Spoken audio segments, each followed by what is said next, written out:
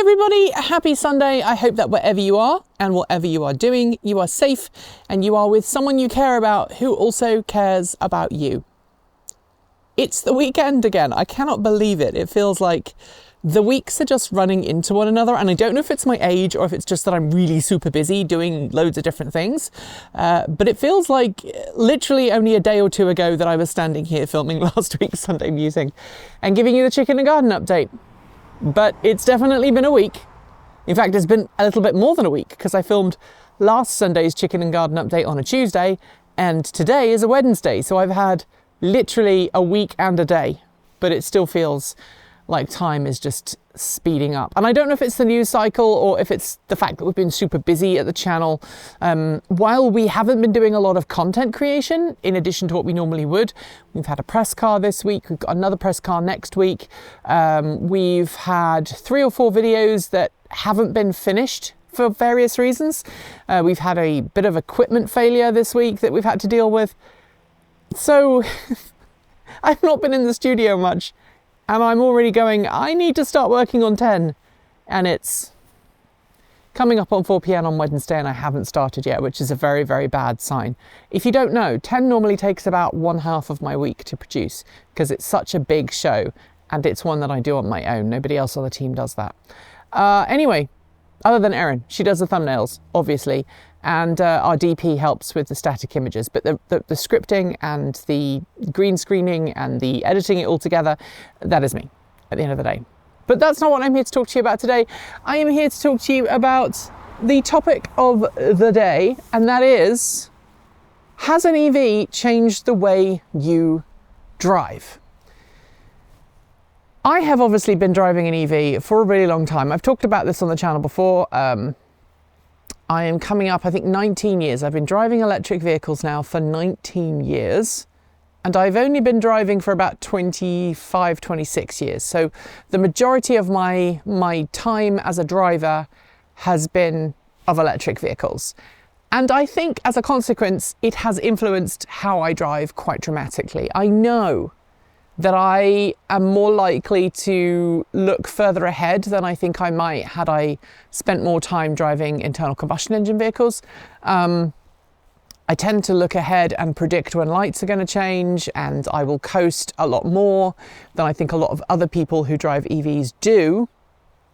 But I also think some of that is influenced by the fact that the only cars really that I drove before I had an EV were mainly older cars, so classic cars. Yes, I did have a couple of modern cars in there, but most of the cars that I drove before I bought an EV were old, and they didn't have great brakes, and they required me to use engine braking to slow them down in addition to friction braking. So I think all of that kind of influenced my driving style as an EV driver, but I do know for a fact that owning EVs has also prompted me to change how I drive. I think I'm much less likely to go super quick.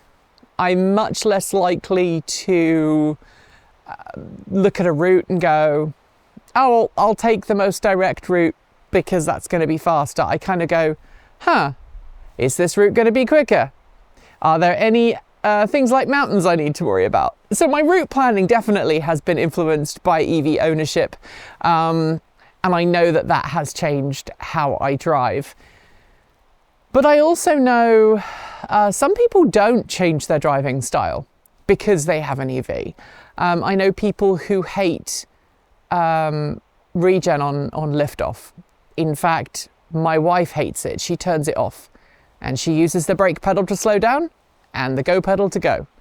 I use the go pedal to both go and slow down. I use the handbrake in the bolt wherever possible. I use regen braking at max accelerator liftoff setting in any vehicle that I drive. And I try to keep away from using the brake at all times. And I know that that has influenced how I drive because I tend to give myself more time to slow down and stop. Sometimes to a fault. Sometimes people go, "Oi, why are you slowing down now?" And I go, because there's nobody behind me. I'm coming up to a set of traffic lights. They're going to turn red. I know they're going to turn red. There's no point me going faster, using up more energy and, then slamming my brakes on. So I know that driving an EV has made me more efficient.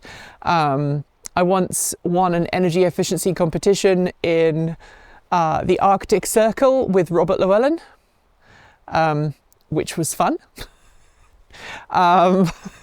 We were the most efficient drivers, or the second most efficient drivers. I cannot remember if there was someone in front of us, but we definitely got a prize for our energy efficient driving. And there's a video somewhere on Robert's channel from way back when we did that. That was fun. It was in a Volvo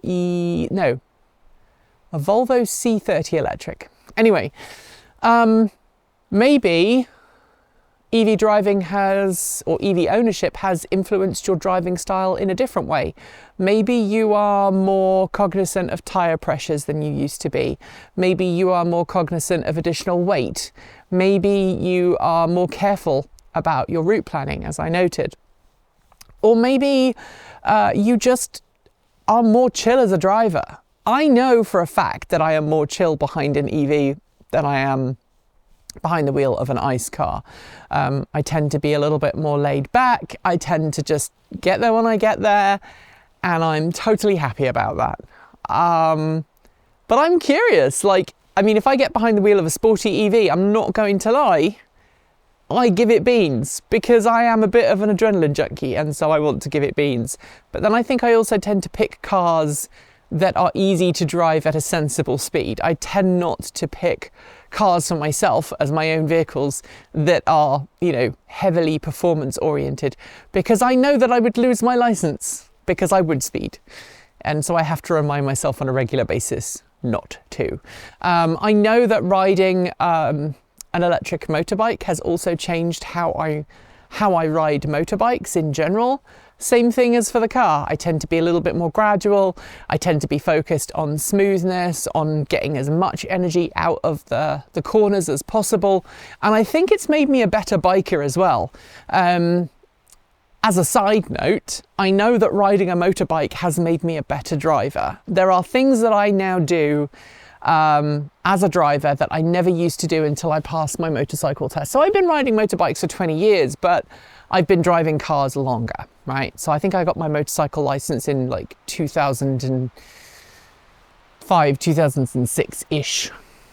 And so, I've definitely learned things from riding as a motorcyclist that I now apply to a car, and one of them is to check my blind spots. If you watch me on camera, very often we'll cut it out, but if I'm sat at a set of traffic lights and it's busy and I know it's busy, I will do a left-right blind spot check even when I'm driving, and I check my blind spots before moving off. And I know a lot of car drivers don't do that, even though really everybody should be doing it, just to make sure there's nobody coming up my inside, whether it's a pedestrian, a cyclist, a scooter, or a motorbike.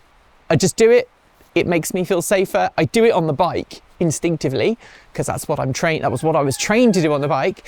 But I'd love to know, does that impact how you drive? Has an EV made you a better driver? Has an EV made you a worse driver? Do you think that an EV has caused you to slow down to the point that you are dangerous to other road users? I've heard of tales. I definitely do not approve of people putting bumper stickers on their car going, "I'm driving an EV for efficiency, slow down." That's just passive aggressive. I don't get that. I just don't. Anyway, let me know your thoughts in the down below, and I will be back this time next week for another Sunday Musing. Thanks for joining us today, and if you've got thoughts, make sure you leave them in our Discord chat room, on our Patreon page down below, or you can reach out to us on Mastodon or Blue Sky. Thanks to the amazing list of people scrolling by on your screen right now. They're part of the massive community of supporters who make this channel possible, helping us through Patreon and YouTube, covering our bills, paying our team, and helping us to remain 100% independent. If you'd like to join them and see your name listed here, just follow the links below.